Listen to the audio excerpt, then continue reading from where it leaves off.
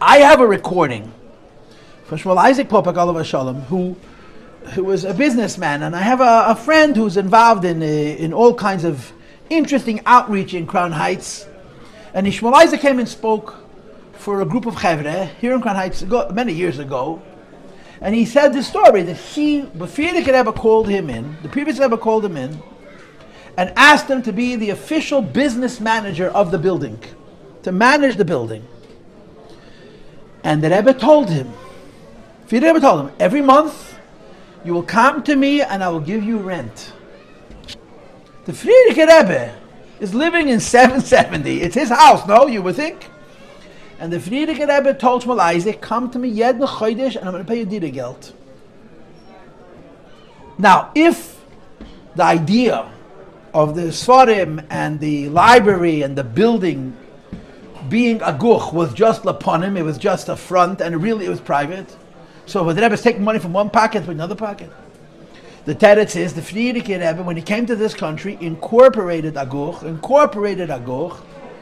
and he made it all legally the property of what's called the community, both the Sefarim and the library, and the case revolved around really the sincerity of that act. Now, if you read the judge's verdict, you see how deeply he understood it.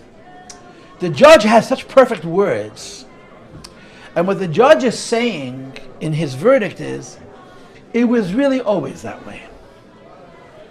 It was always really this strange mix of public and private. On the one hand, if the Frierdiker Rebbe took a sefer and he used it for firewood, no one says boo. Frierdiker Rebbe takes anything which he purchased with public money, with Maimid money. But it was given to him at his discretion, and he can do with it what he wishes.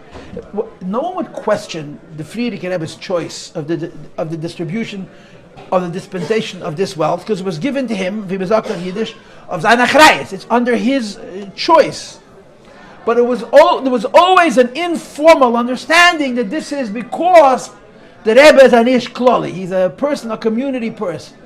Which is a funny concept, because there's no such thing in American law. Either it's public or it's private. It can't be a both. And the judge came to the understanding that this is the exception. That it's mamish public, even though it's private, in terms of its dispensation, its distribution. And the judge writes that the Frierdiker Rebbe came to America, and he understood the culture in America, and he appreciated that here you have to do everything in an incorporated way. In other words, in Europe, in Russia for sure, in the shtetl, it didn't matter.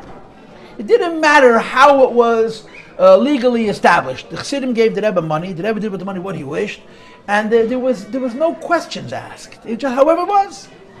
But in America, the Frierdiker Rebbe understood that it needs to incorporate everything. It's making everything legal on board.